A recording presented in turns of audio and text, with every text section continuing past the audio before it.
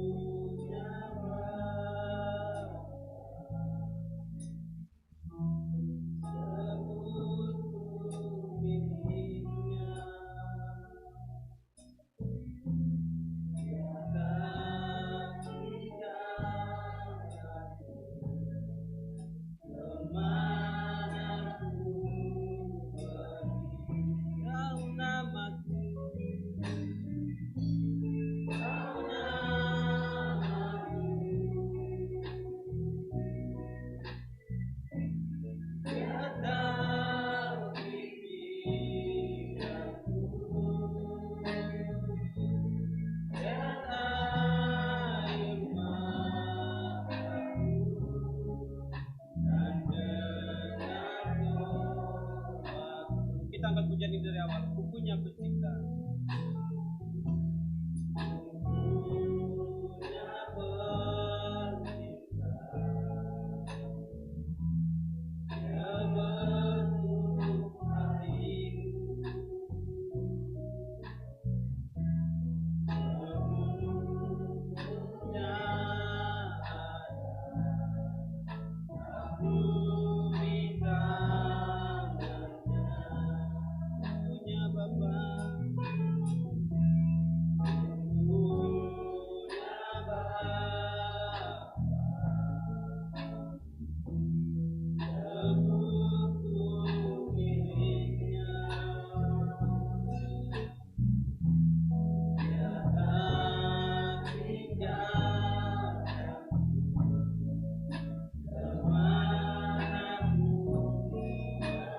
Kita angkat pujian ini dari awal. Kupunya Pencipta. Sekali lagi di sini.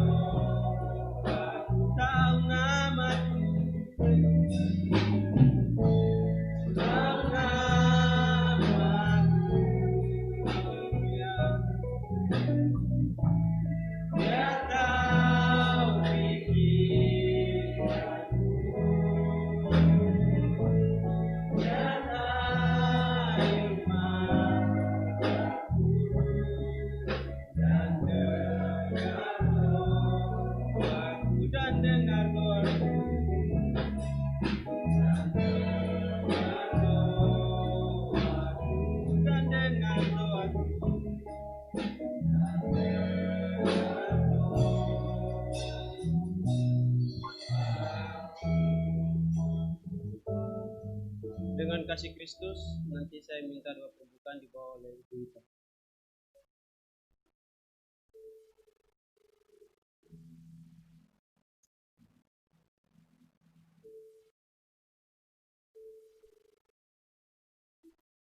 Segala puji dan syukur kami naikkan kepadamu ya Tuhan. Engkau begitu baik dalam kehidupan kami hingga pada saat ini. Kami boleh ada di rumah-Mu. Kami rindu Tuhan untuk memuji memuliakan nama Tuhan. Tuhan, mari Engkau beracara di tengah-tengah ibadah kami ini Tuhan. Berikan kepada kami hati yang sungguh-sungguh untuk memuji menyembah-Mu ya Tuhan. Terima kasih Bapa, Engkau urapi juga hamba-hamba-Mu Tuhan yang melayani pekerjaan-Mu pada saat ini. Terima kasih Tuhan, kami serahkan ibadah kami ini hanya di dalam nama Tuhan Yesus Kristus. Haleluya. Amin. Tuhan, duduk. Kita akan memuji Tuhan, kita angkat pujian betapa baiknya Engkau Tuhan.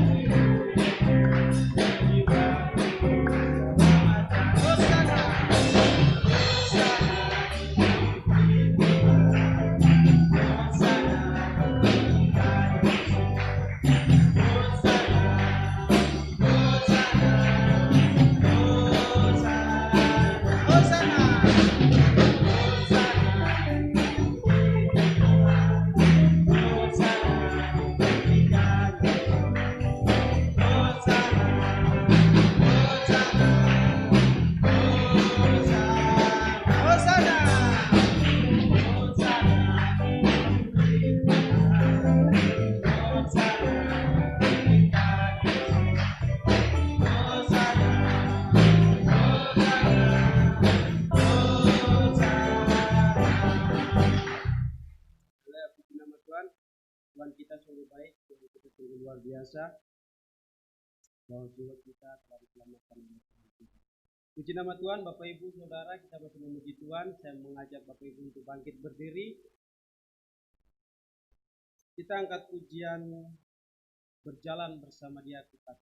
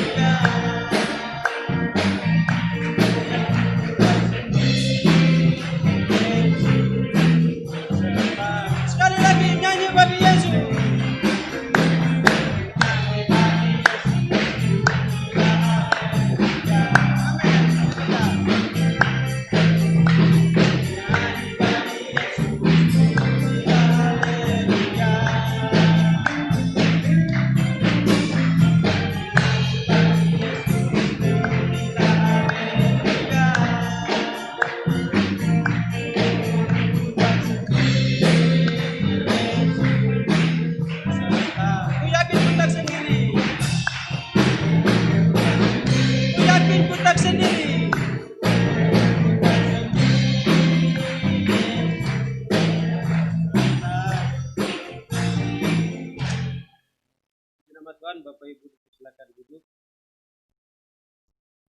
Saya buka ruang kesaksian bagi Bapak Ibu jemaat Tuhan yang ingin menyaksikan cinta kasih Tuhan, ingin menyaksikan kebaikan Tuhan. Waktu dan tempat saya persilakan.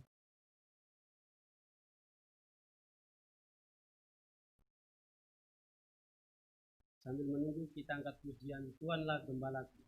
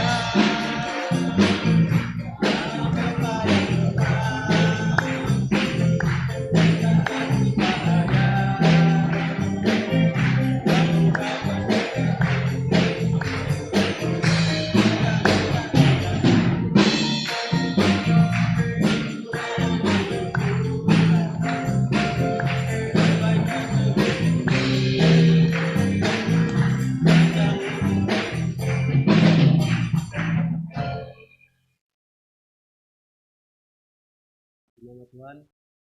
Kalau kita kalian bersaksi, sebentar kita akan mendengarkan kebenaran firman Tuhan. Saya mengajak Bapak Ibu untuk bangkit berdiri.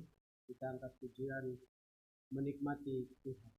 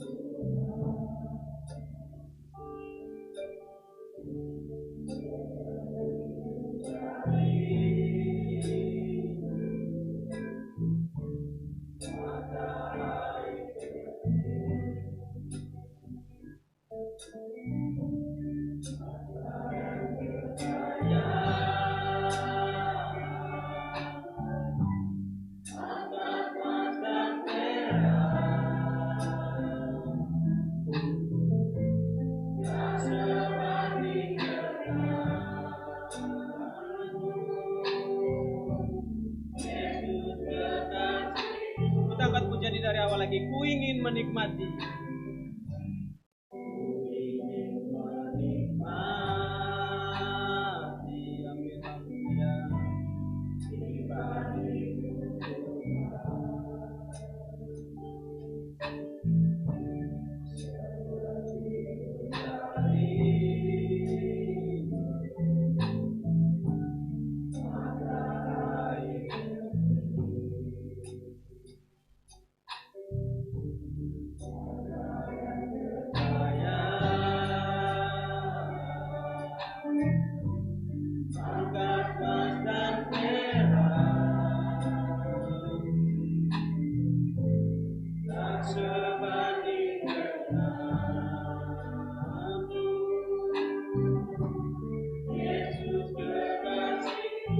Katakan menikmati Tuhan, menikmati, haleluya, nikmati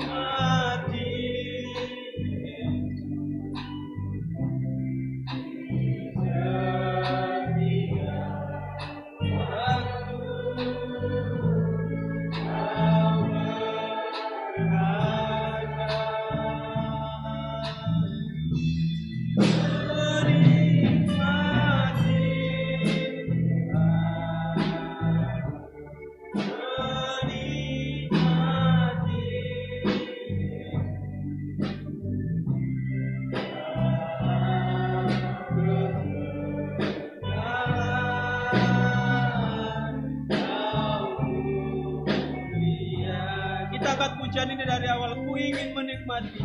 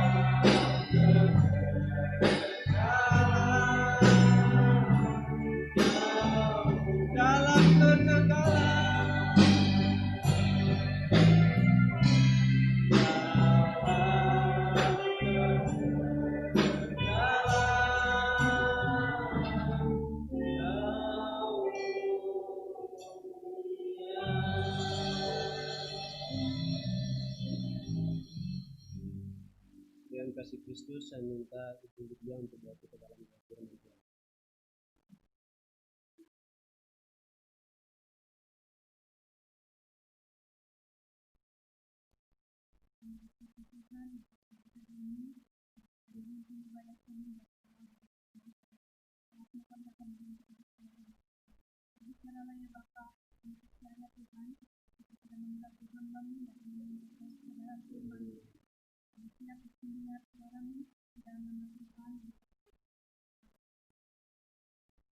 Pelayanan selanjutnya saya berikan kepada hamba yang akan melakukan.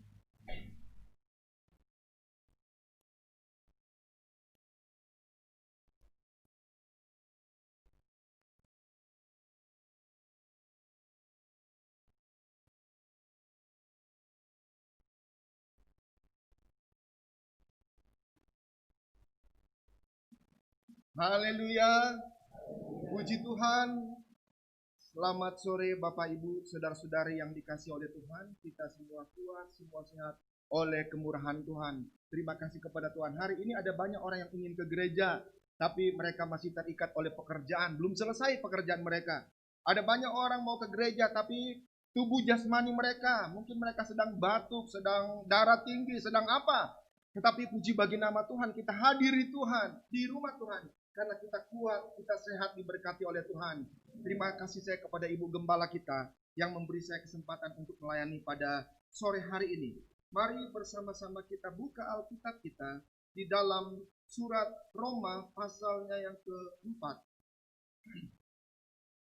Surat Roma pasalnya yang keempat, ayatnya yang ke-18, 19, dan 20.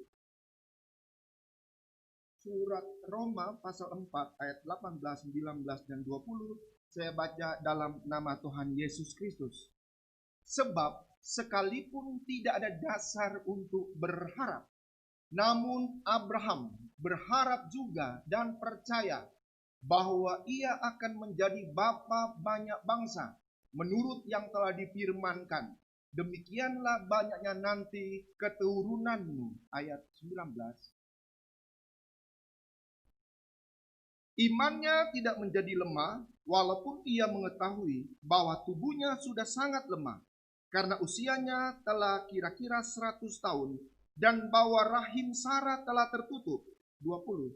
Tetapi terhadap janji Allah, ia tidak bimbang karena ketidakpercayaan, malah ia diperkuat dalam imannya, dan ia memuliakan Tuhan. Pasal 4 ini dalam surat Roma adalah cerita yang diulang oleh Rasul Paulus untuk mengingat kembali kenapa Abraham sampai disebut bapa segala orang percaya, bapa segala orang beriman. Cerita ini adalah cerita luar biasa yang terjadi ribuan tahun yang lalu.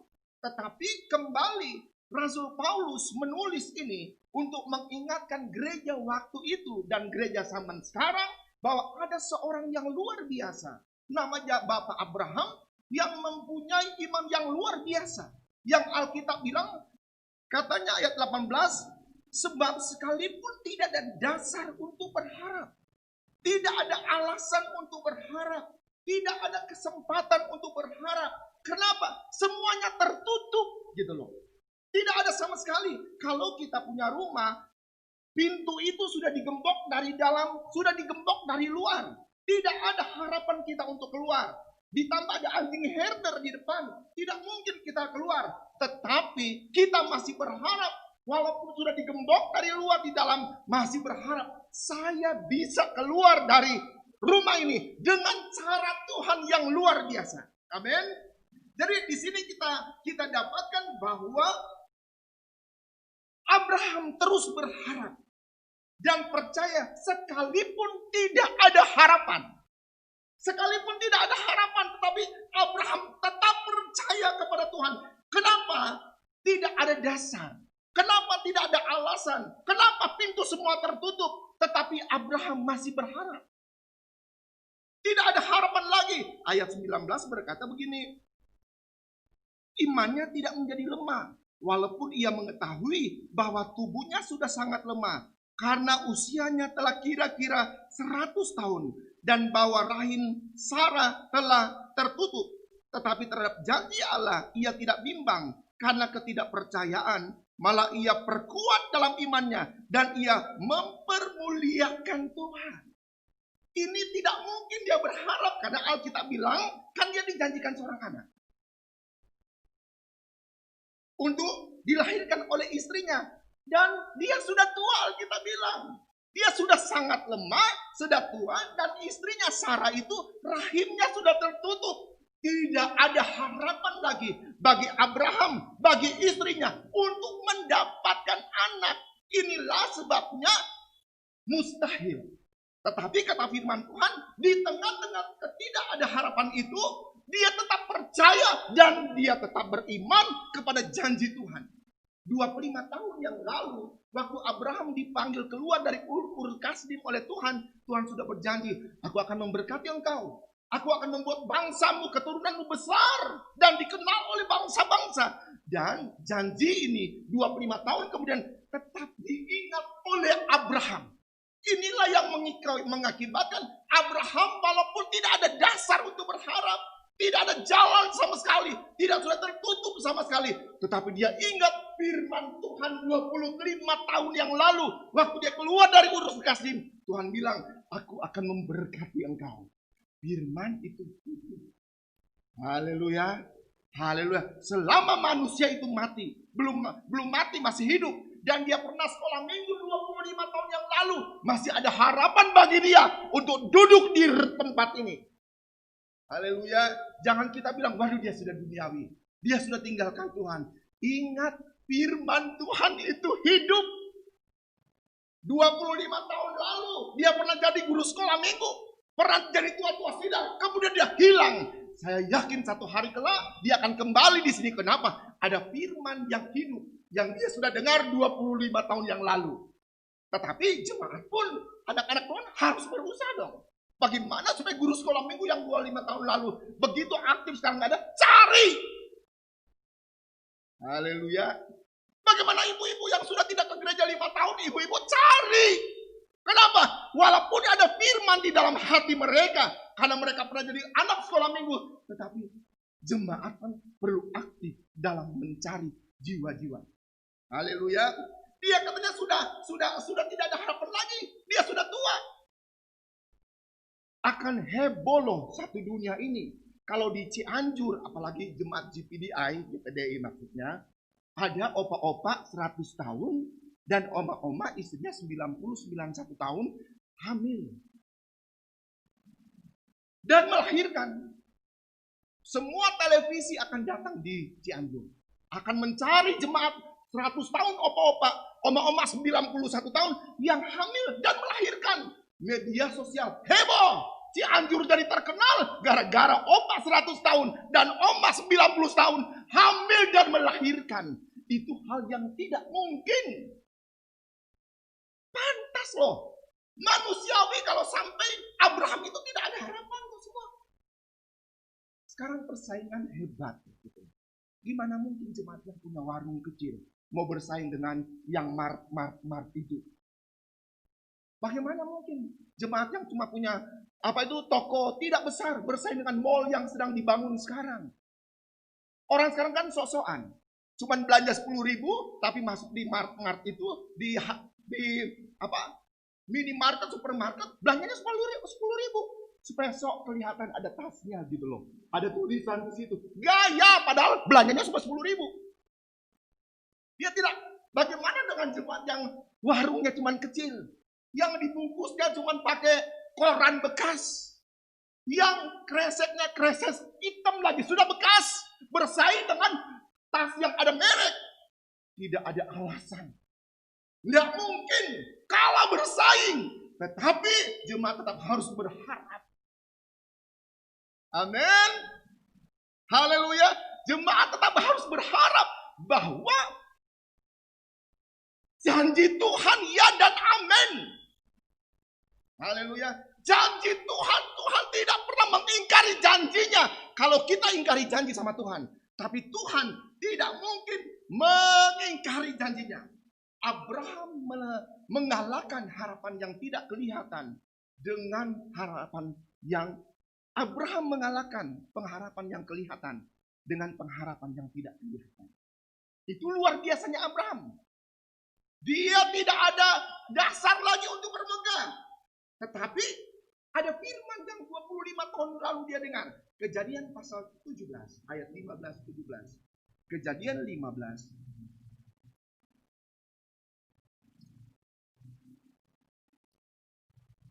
ayat Kejadian 17 ayat 15-17. Kejadian 17 ayat 15-17. Selanjutnya Allah berfirman kepada Abraham tentang istrimu Sarai. Janganlah engkau menyebut dia lagi Sarai, tetapi Sarah itulah namanya. Aku akan memberkatinya, dan daripadanya juga aku akan memberikan kepadamu seorang anak laki-laki. Bahkan aku akan memberkatinya, sehingga ia menjadi ibu bangsa-bangsa. Raja-raja, bangsa-bangsa akan lahir daripadanya. Lalu tertunduklah Abraham dan tertawa, serta berkata dalam hatinya, mungkinkah bagi seorang yang berumur 100 tahun dilahirkan seorang anak? Dan mungkinkah Sarah yang telah berumur 90 tahun itu melahirkan seorang anak? Ya, waktu dia dengar bahwa Sarahnya akan melahir, dia tertunduk dan tertawa. Tertawanya ini bukan tertawa senang, tetapi dalam ejaan bahasa aslinya tertawa mengejek. Tertawa mengkolok. Yang dia tertawakan dirinya, saya kan sudah apa-apa 100 tahun. Hahaha. Dia tertawakan dirinya sendiri. Dan dia tertawakan istrinya. Istri saya sudah keriput. Sudah seperti kain baju yang tidak disetrika kulitnya. Sudah tidak bisa dibedakan lagi. Mana mungkin dia akan melahirkan. Dia ketawa dengan dirinya dan ketawa istrinya. Tetapi dia juga mengetawakan apa benarnya. Kita kan sering ketawain orang ya. Apalagi kalau orang itu ngaco, kita ketawa. Tapi bukan ketawa untuk memuji dia. Ketawa ngejek, nyinyir gitu loh. Kita ketawa, tapi sebenarnya kita lagi ngejek dia. Abraham begitu. Dia menghina dirinya, menghina istrinya. Dan dia lupa dengan janji yang beberapa waktu lalu Tuhan sampaikan. Dia ketawa. Istrinya pun begitu, ketawa. Ketawa, ngejek. Jemaat yang dikasih oleh Tuhan. Tetapi ada firman Tuhan yang datang kan waktu itu. Ayat 19 berkata, aku akan memberkati engkau. Kejadian 17 ayat 19. Tetapi Allah berfirman. 19 ayat 17. 17 ayat 19. Tetapi Allah berfirman. Tidak, melainkan istrimu Sarah yang akan melahirkan anak laki-laki bagimu. Dan engkau akan menamai dia Ishak. Dan aku akan mengadakan perjanjianku dengan dia. Menjadi perjanjian yang kekal untuk keturunannya. 20. Tentang Ismail, aku telah mendengarkan permintaanmu. Ia akan kuberkati, kubuat beranak cucu dan sangat banyak. Ia akan memperanakan 12 raja. Dan aku akan membuatnya menjadi bangsa yang besar. Dua-dua diberkati oleh Tuhan. Ada janji yang Tuhan berikan. Aku akan memberkati engkau. Firman Tuhan itulah yang hidup di dalam Abraham. Sampai waktu dia ngejek untuk ketawa, dia malu sendiri. Karena Tuhan bilang, aku akan menyertai engkau. Ke gereja itu perlu. Dengar firman itu perlu. Amin. Haleluya. Sekali lagi, ke gereja perlu. Dengar firman Tuhan itu perlu. Kenapa? Firman itu yang akan dihidupkan oleh Roh Kudus akan mengingatkan kita bahwa kita anak-anak Tuhan diberkati oleh Tuhan. Saya tidak lagi bicara soal berkat jasmani, tapi berkat secara umum.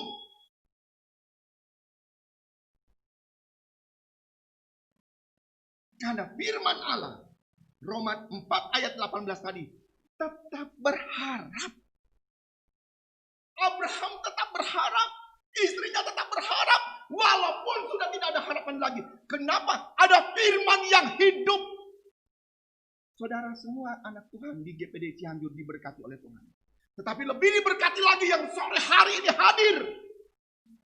Kenapa? Ada firman hidup yang ada dalam hati mereka. Waktu nanti 2 hari depan, 3 hari depan, 1 tahun depan ada masalah hidup yang kita alami. Ada firman yang akan kita keluarkan. Saya pernah dengar firman. Saya pernah dengar firman. Jadi masalah itu akan kita bisa atasi dengan apa? Dengan firman yang kita dengar hari ini. Minggu lalu, 2 minggu lalu, 3 minggu yang lalu. Dan tahun-tahun sebelumnya. Firman Tuhan hidup. Haleluya. Puji Tuhan. Amin. Selanjutnya kita akan melihat satu cerita dalam Alkitab. 1 Raja-Raja pasal 17. 1 Raja-Raja 17 tentang seorang nabi besar, Nabi Elia, dengan seorang janda di Sarfat. 1 Raja-Raja pasal 17 ayat 1 sampai ayatnya yang ke-27. Diceritakan di sana tentang seorang hamba Tuhan, seorang abdi Allah yang luar biasa, namanya Elia. Elia dipakai Tuhan luar biasa. Dia pernah berdoa, Tuhan jangan turun hujan, panas, dan Tuhan dengarkan.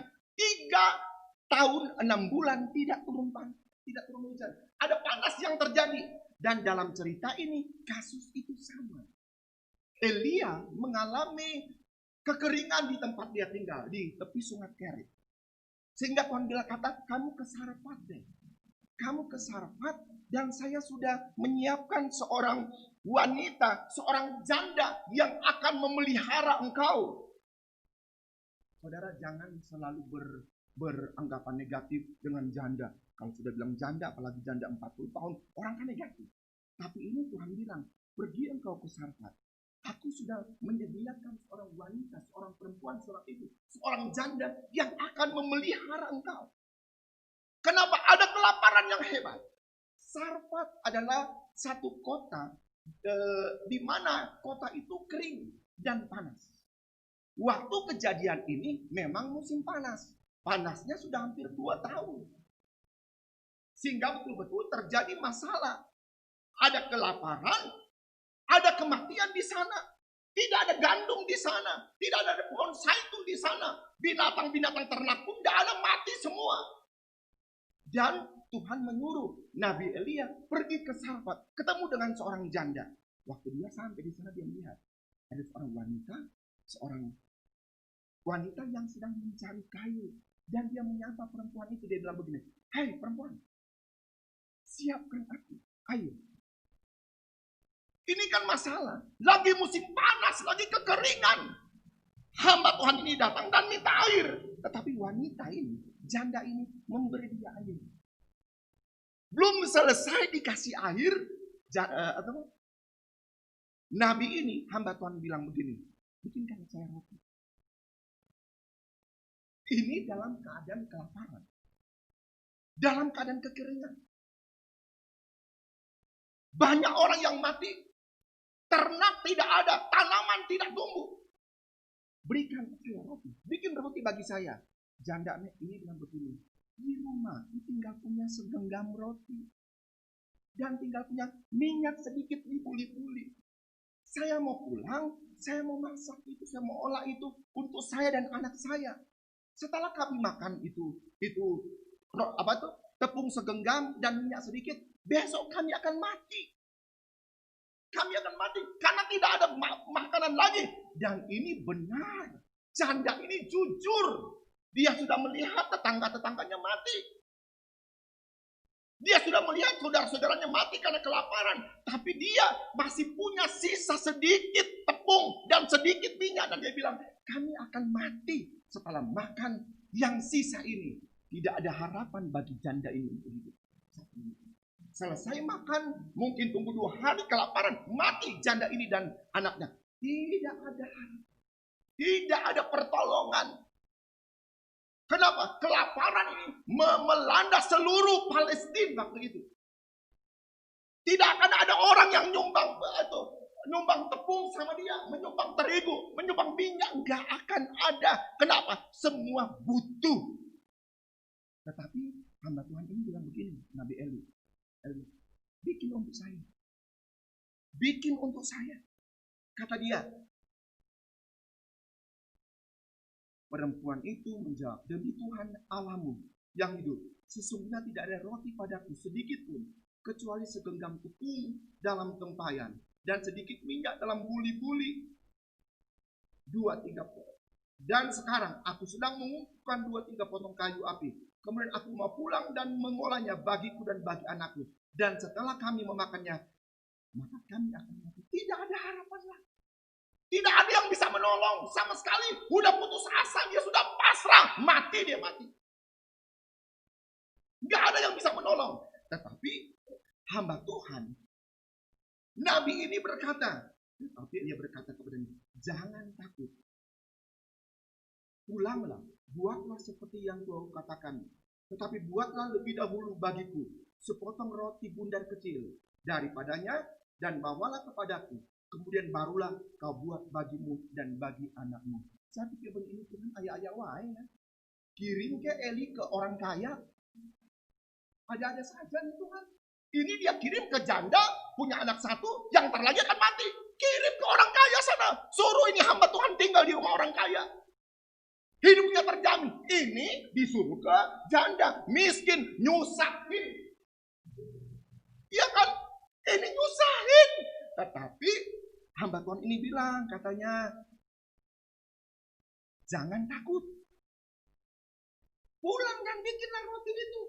Tetapi kau bikin dulu untuk saya. Kelihatan hamba Tuhan ini egois loh. Bikin dulu untuk saya, baru untuk engkau. Coba kalau ada hamba Tuhan datang di rumah jemaat begitu. Sudah tidak ada apa-apa di rumah dan bilang, bikin dulu untuk saya. Kamu belakangan. Kau usirlah hamba Tuhan itu.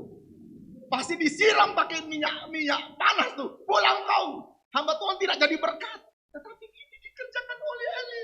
Bikin dulu untuk saya. Baru untuk anak. Baru untuk kamu dan anakmu. Dan dia bilang, jangan takut. Ada harapan yang muncul. Kenapa? Wanita ini dengar firman Tuhan yang disampaikan oleh Eli. Ada harapan waktu dengar firman Tuhan. Di mana ada firman Tuhan, di situ ada harapan. Amin. Haleluya. Haleluya. Amin. Dan Alkitab bilang, Roma 10 ayat 17, firman Tuhan itu muncul dari mendengar. Berapa waktu lalu kita punya tema mendengar suara Tuhan. Dari mendengar dan mendengar apa? Firman Tuhan. Iman itu muncul bukan karena baca koran. Iman itu muncul bukan karena nonton televisi. Tapi iman timbul waktu kita dengar. Dan dengar apa? Dengar firman Tuhan. Haleluya. Makanya waktu hamba Tuhan itu bilang, jangan takut. Kerjakan saja. Tuhan akan menyertai. Dia kerjakan itu. Kenapa? Ada firman. Di gereja ini ada firman. Ada hamba Tuhan. Ada ibu gembala yang ditetapkan oleh Tuhan untuk menjaga jemaat Tuhan. Haleluya. Haleluya. Ada firman di sini. Saya beberapa waktu lalu agak kaget waktu di rumah duka. Ada jemaat yang meninggal. Saya lihat ada orang-orang di situ. Ada orang-orang Kristen yang saya tahu. Dan anak-anak mereka ini. Apa itu? Sekolah di yayasan. Dan aku lihat ada beberapa orang Kristen yang dulu pernah gereja di sini. Pernah gereja di sini. Tetapi waktu acara kebaktian mau dimulai, mereka berdiri. Mau kebaktian, mereka berdiri dan itu tadi. Ada jemaat suami istri yang dulu duduk di sini. Ada di situ, tapi bangkit berdiri. Besoknya kebaktian lagi, ada orang berjilbab 3 atau 4 orang. Waktu Bapak Onesimus pimpin pujian kalau nggak salah, saya berdoa Tuhan, biar orang-orang ini pergi, biar saya bebas memberitakan Injil, biar juga kami bebas memuji Tuhan. Tapi orang-orang ini nggak pergi, dia duduk. Dan waktu Bapak Onesimus pimpin pujian, mereka tetap duduk, suruh berdiri mereka berdiri. Saya berharap waktu firman Tuhan mereka keluar, tapi enggak. Waktu dengar firman Tuhan, mereka tetap duduk di situ. Dan saya bilang, saya memberikan hormat sebesar-besarnya kepada ibu-ibu ini. Saya hormat kepada ibu-ibu ini yang bisa duduk dengar firman. Apa saya pikir orang-orang yang pergi itu, yang dulu pernah gereja sini, terlalu hebat. Apa mereka sudah kaya dengan firman, terlalu limpah dengan firman, tidak butuh Tuhan. Tuhan lagi nunggu mereka di perapatan jalan. Satu hari kelak kalau ada apa-apa, jangan cari gereja. Apalagi cari ibu gembala, cari GPDI. Tuhan sedang tunggu dia di putaran sana. Waktu dia lewat nanti Tuhan sudah siapin apa itu kayu, ketok. Tuhan sudah dan datang ke GPDI. Minta Ibu Gembala doakan. Minta dilayani kalau sampai Tuhan cabut nyawanya. Untung saya bukan gembala, saya gembala. Nah, saya tidak melayani yang begini. Saya berdiri di situ sudah hampir 2 bulan lebih melihat. Kalau ada orang yang mobil, mereka lihat ke sini. Ada yang sampai berdiri. Ada yang sampai melihat begitu. Seperti antusias. Ada yang aneh. Iya, ada tulisan di depan situ.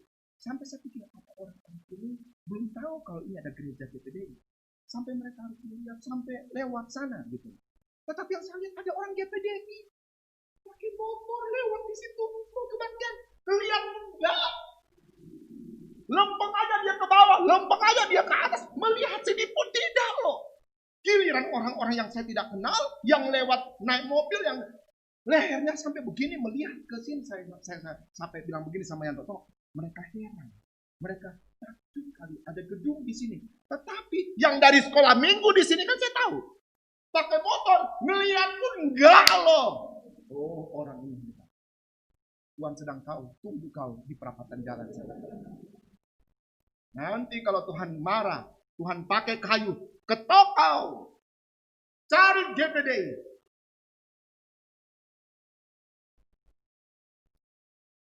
Nih, wanita ini menyiapkan.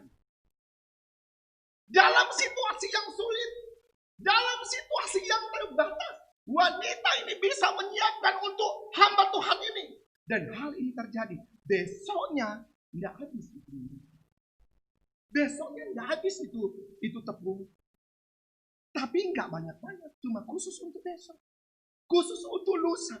Selama hamba Tuhan itu tinggal di rumah itu, minyaknya ada terus tiap hari.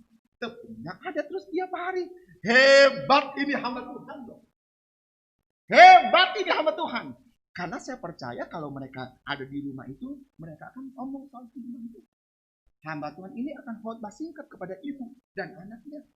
Ada firman yang dibagikan. Hamba Tuhan itu identik dengan firman. Masa hamba Tuhan yang ngomongin politik kayak anggota DPR saja, ini hamba Tuhan. Kemana-mana yang diomongin bukan pekerjaan Tuhan.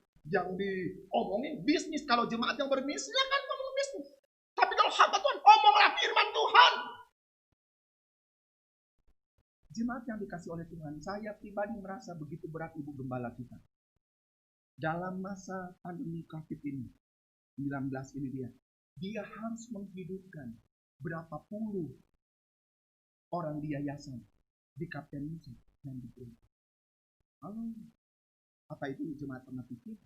Bahwa Ibu Gembala menghidupkan berapa puluh orang, harus makan, harus minum, harus dikasih berkat, untuk disampo, untuk segala-galanya. Berat. Berat. Oleh sebab itu,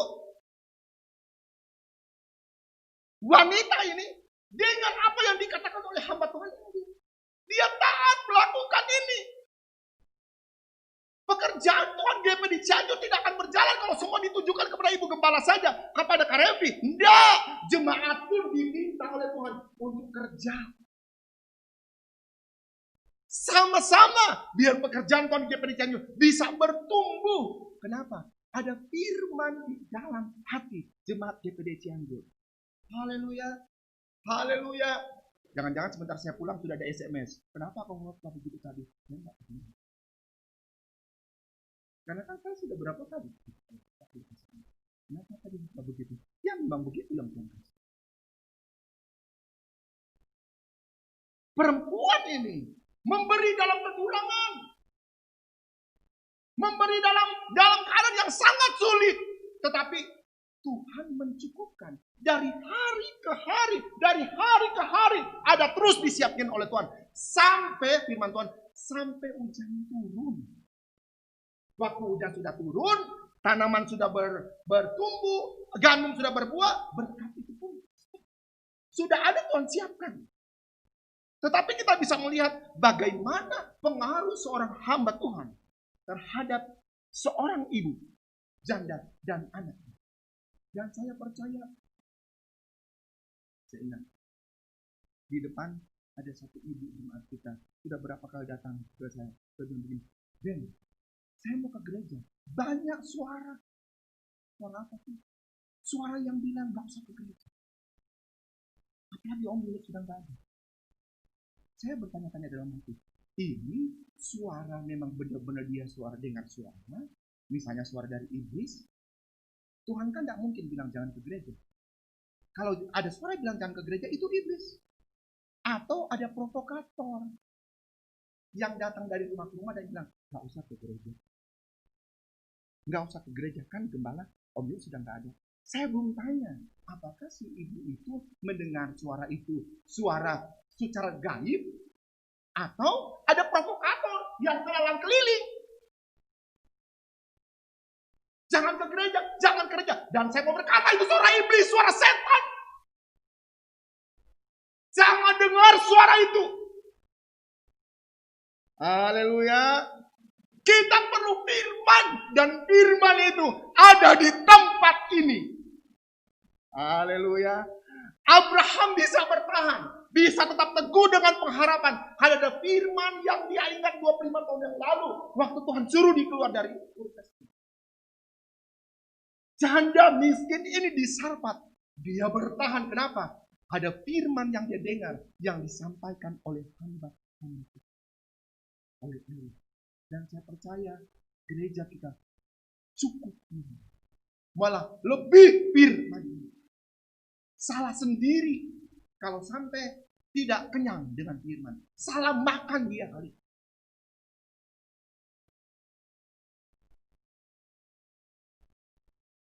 Beginilah. Kita tidak pilih-pilih hamba Tuhan. Tidak pilih-pilih firman Tuhan. Tetapi kita juga harus melihat mana hamba Tuhan yang betul-betul hamba Tuhan, yang memberikan pelayanan untuk umat-umat Tuhan. Dan mana hamba Tuhan yang cuma mencari kepentingan. Kita bisa melihat, mendengar mana firman yang benar dari Tuhan, dan mana firman yang untuk menyenangkan telinga orang. Dan saya percaya Roh Kudus ada dalam hati jemaat GPD Cianjur. Kita sudah dididik puluhan tahun oleh Om Yoyo tentang kita. Dan firman itu hidup, betul-betul hidup. Saya beruntung, saya orang Manado tapi saya tinggal di Cianjur. Saya waktu Om meninggal, saya tulis di, saya sudah lupa di mana saya, di WA atau di Facebook saya tulis setengah, lebih dari setengah hidup saya sudah habiskan melayani Om Yoyo pagi ini. Lebih dari setengah hidup. Dan saya bersyukur bahwa saya pernah melayani pendeta Yaya Awenatu sebagai seorang yang hebat, yang luar biasa. Om Yoyo punya semboyan di STT. Dari mata air yang jernih akan keluar air yang jernih, yang bersih. Jangan minum air keruh. Jangan minum air apa itu? Air kotor. Gembala kita punya semboyan. Dari tempat ini mengalir air yang jernih. Mengalir firman yang benar. Mengalir firman yang betul-betul dari Tuhan. Dan dia akan menghidupkan banyak orang. Udah banyak hamba-hamba Tuhan dari Cianjur. Dan betul semboyan Om Yoyo. Dari tempat ini, dari Cianjur, mengalir air yang tinggi. Air yang bersih, air yang jernih, mengalir ke seluruh dunia. Doa saya tetap bertahan dengan Tuhan. Kenapa? Ada firman dalam hidup kita. Ada Roh Kudus yang dalam hidup kita. Kalau kita setia sampai mati. Haleluya. Tuhan Yesus memberkati kita semua. Kita akan nyanyikan satu pujian. Ku berharap hanya pada Yesus. Dengan hormat nanti saya minta Kak Revi, Kak Roy maju ke depan. Selamat untuk Kak Revi, hari ini sudah dilantik jadi pendeta. Tuhan Yesus memberkati. Tuhan Yesus memberkati.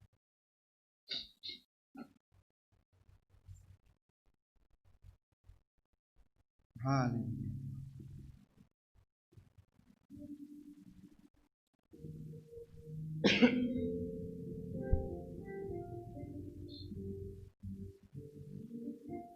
Amin.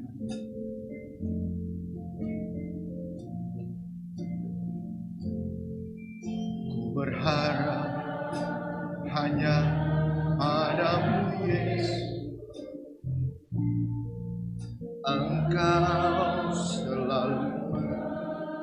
menolongku. Haleluya. Tiada nama seindah nama Yesus. Engkau sangat berarti bagi. Amin, amin, amin. Tiada kata seindah keselamatan.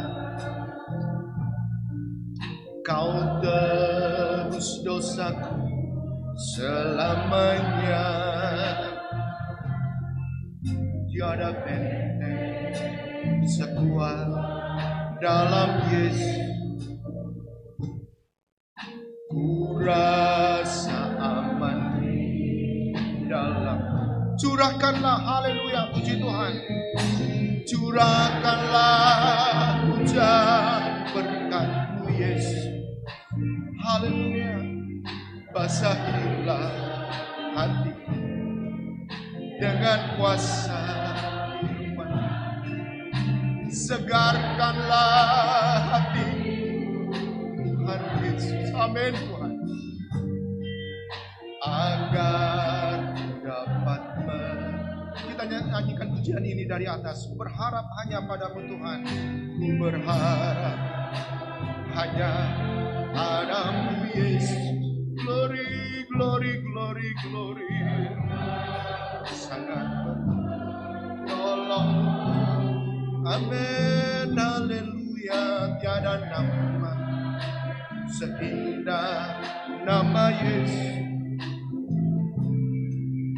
Engkau sangat berarti bagi. Tiada kata, haleluya. Tiada kata seindah keselamatan. Kau tebus dosa selamanya. Tiada benteng, haleluya, sekuat dalam Yesus. Ku rasa aman di dalam. Curahkanlah, mari jemaat semua kita berdiri. Curahkanlah hujan basahilah hati dengan kuasa firman. Segarkanlah hati Tuhan Yesus. Amin. Agar dapat curahkanlah, angkat tangan kananmu di hadapan Tuhan. Haleluya. Terima kasih Tuhan. Basahi hati dengan kuasa firman. Segarkanlah hati Tuhan Yesus.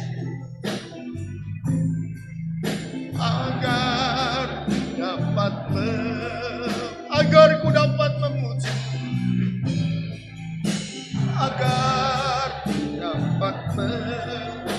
agar ku dapat memuji-Mu Tuhan, agar ku dapat memuji-Mu. Haleluya, glory. Terima kasih Tuhan. Haleluya, terima kasih Tuhan. Engkau harapan kami Tuhan. Engkau harapan kami Tuhan. Hanya Engkau Tuhan. Haleluya, haleluya. Terima kasih buat kebaikan-Mu Tuhan. Terima kasih buat cinta-Mu. Haleluya, haleluya, haleluya. Terima kasih. Glory Tuhan. Haleluya. Terima kasih. Dengan kasih Kristus nanti Ibu Gembala akan berdoa bagi kita. Curahkanlah hujan berkat Yesus. Basahilah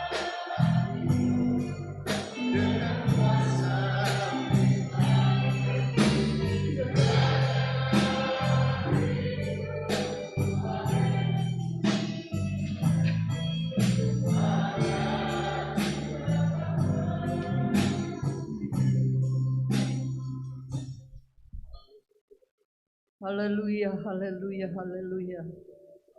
Terima kasih Tuhan Yesus, kembali kami datang kepadamu Tuhan. Kami mengucap syukur kalau kami boleh menikmati Engkau kembali Tuhan pada ibadah sore hari ini. Engkau ada bersama dengan kami Tuhan Yesus, dan Engkau ya Tuhan Yesus yang memberikan setiap kali kepada kami pengharapan yang baru. Terima kasih Tuhan karena harapan kami kepadamu tidak pernah kecewa. Engkau tidak pernah mengecewakan kami Tuhan Yesus. Terima kasih Tuhan, terima kasih.